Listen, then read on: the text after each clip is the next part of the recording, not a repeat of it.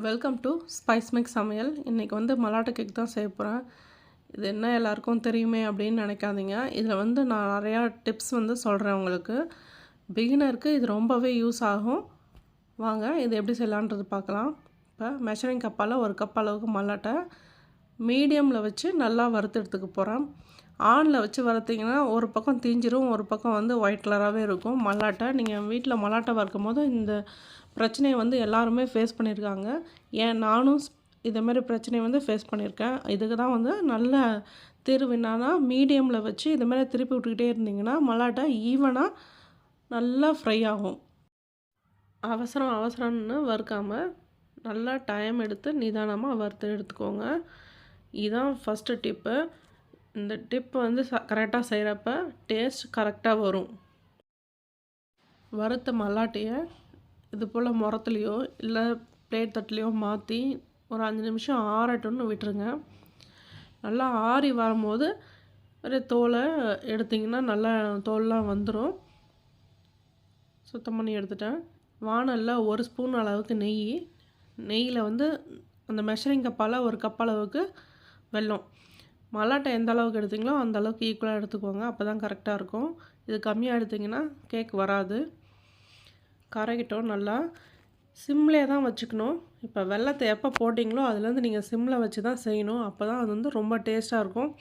நீங்கள் மீடியம்லோ இல்லை ஆன்லேயோ வைக்கும் போது என்ன ஆகும்னா வெல்லம் கசப்பு தன்மை வந்துடும். இப்போ கடையில் வாங்குறதுலாம் எப்படி சூப்பராக இருக்குது, நம்ம செஞ்ச அந்த கசப்பு தன்மை வருது, ஒரு மாதிரி இருக்குதுன்னு நினைக்கிறோம்ல, அது மாதிரி வராமல் இருக்கணும்னா சிம்லேயே வச்சு செய்யுங்க. பதம் பார்க்கலாம். இன்னும் பதமாக வரல. இங்கே பாருங்கள், ஜவு மிட்டாய் பதத்தில் தான் இருக்குது. பதம் வரணும். செகண்ட் டிப்ஸு, இது சீக்ரெட் டிப்ஸும் கூட. எங்கள் வீட்டு பக்கத்தில் இருக்க இந்த கடைகளில் நான் கேட்டு தெரிஞ்சுக்கிட்டது. இதேமாரியே ஒரு சிட்டிக்கு அளவுக்கு பேக்கிங் சோடாவோ இல்லை பேக்கிங் பவுடரோ சேர்த்து செய்கிறப்ப நல்லா கிறிஸ்பியாகவும் இருக்கும். நம்ம ஆல்ரெடி நெய் போட்டிருக்கிறதுனால ஷைனியாகவும் இருக்கும். இதுதான் 2வது டிப்ஸு. சிம்லேயே வச்சு பாகு பதம் வரட்டும்னு அப்படியே மிக்ஸ் பண்ணிக்கிட்டே இருங்க. வாங்க இந்த பதத்தை செக் பண்ணிடலாம். இப்போ தண்ணியில் எடுத்து ஊற்றி பாருங்கள். இதை பாருங்கள், நல்லா முறுக்கு மாரி இருக்குது. அடுப்பை நான் ஆஃப் பண்ணிட்டேன். முறுக்கு மாதிரி இருக்குது. இப்போ இதுதான் கரெக்டான பதம். அவ்வளோதான். ஏலக்காய் பொடி 1/2 ஸ்பூன், மல்லாட்டை எடுத்து கொட்டிட்டு அப்படியே கிண்டி விடுங்க. திருப்பி அடுப்பை ஆன் பண்ணணும்லாம் அவசியமே இல்லை. கிண்டி விட்டு ஒரு ட்ரேயில் மாற்றிக்கோங்க. ட்ரேயில் முன்னாடியே எண்ணெயோ இல்லை நெய்யோ நல்லா தடவி எடுத்து வச்சுக்கோங்க ரெடியாக. வச்சுட்டு தான் இதை செய்யவே போகணும் நீங்கள்.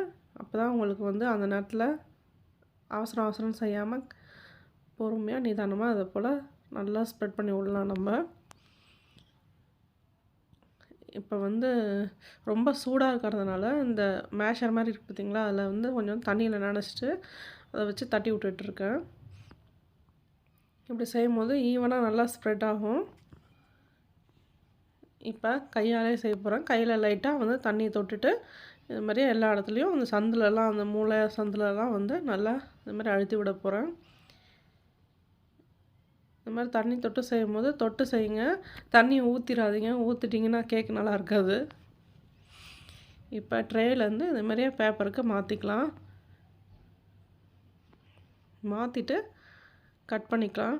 கொஞ்சம் இலம் சூடாக இருக்கும் போது இது மாதிரி செய்யுங்க. நீங்கள் ஒரு ஆறட்டும்னு விட்டிங்கன்னா கட் பண்ண முடியாது. அப்படி நீங்கள் கட் பண்ணிங்கன்னா நீங்கள் ஒரு பக்கம் கட் பண்ண அது ஒரு பக்கம் உடஞ்சிட்டு போகும்.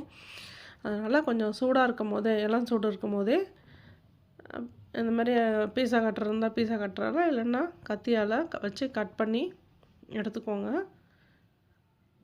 ஷேப் கரெக்டாக வரும். இல்லைன்னா உருண்டை மாதிரி பிடிக்கிறதா இருந்தாலும் பிடிச்சிக்கலாம். இப்போ இது மேலே லைட்டாக அரிசி மாவு தூவிட்டு ஆறட்டும்னு ஒரு கிளாஸ் பாட்டிலையோ இல்லை டப்பாலையோ ஏர்டைட் டப்பாலையோ எடுத்து வச்சிங்கன்னா இது மாதக்கணக்கு வச்சு சாப்பிட்டுக்கலாம் நம்ம. அவ்வளோதான், ரெடி ஆகிடுச்சு. இது போல் ட்ரை பண்ணி பாருங்கள். கமெண்ட் பண்ணுங்கள், சப்ஸ்கிரைப் பண்ணுங்கள், லைக் பண்ணுங்கள், ஷேர் பண்ணுங்கள். பாய்.